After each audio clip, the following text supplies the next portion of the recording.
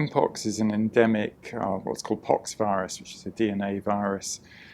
It's endemic in African rodent populations, particularly in Central Africa, DRC for instance, and it can, what we say, spill over into humans who have contact with those animals and cause infections in humans. So the Jameel Institute and the MRC Centre for Global Infectious Disease Analysis is supported by a range of other funders, including Wellcome Trust, are working with partners around the world and in the UK to better understand the epidemiology of this virus. We started working on mpox back in 2022 in the Clade 2 outbreak, which affected many European countries. This year we've been working on the Clade 1 outbreaks, 1A in Western DRC, which is the kind of zoonotic spillover focused in children and households where we've seen significant numbers, but also the Clade 1B outbreak in Eastern DRC and Burundi, where we're seeing more rapid spread of the virus from person to person. It doesn't mutate that quickly. It's a DNA virus, not an RNA virus, but we are seeing some differences between different clades of the virus. So a few years ago we had what's called Clade 2, which started spreading to, well, around the world, particularly in populations of men who have sex with men.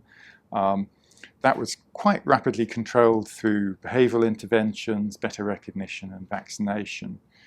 But the virus which really affects people in Democratic Republic of Congo endemically is called Clade 1.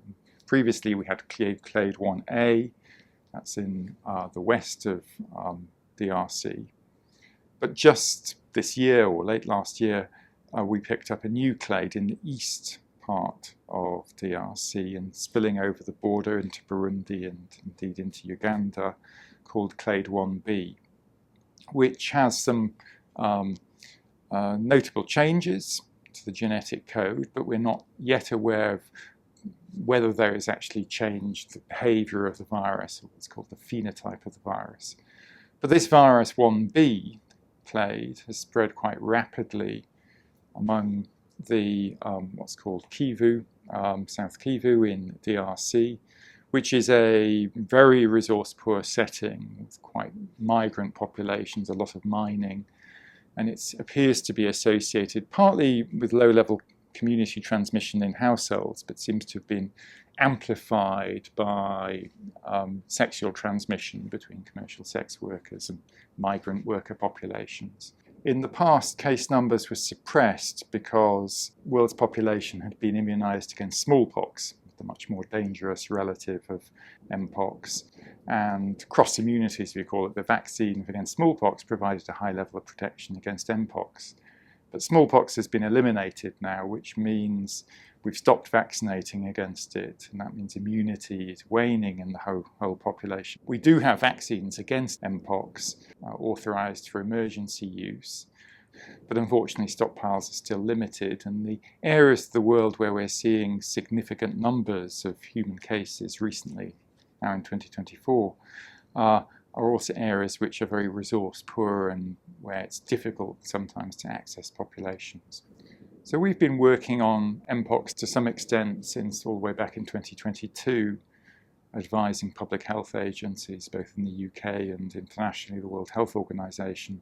And what we're trying to do is understand better the transmission dynamics of this new clade, how it's spreading in the population, what's the relative role of, for instance, household transmission, just everyday close contact transmission, transmission in what are called kind of core key groups such as commercial sex workers, but also then understand the public health threat this poses, which is around assessing to the extent we can the severity of illness caused by this virus.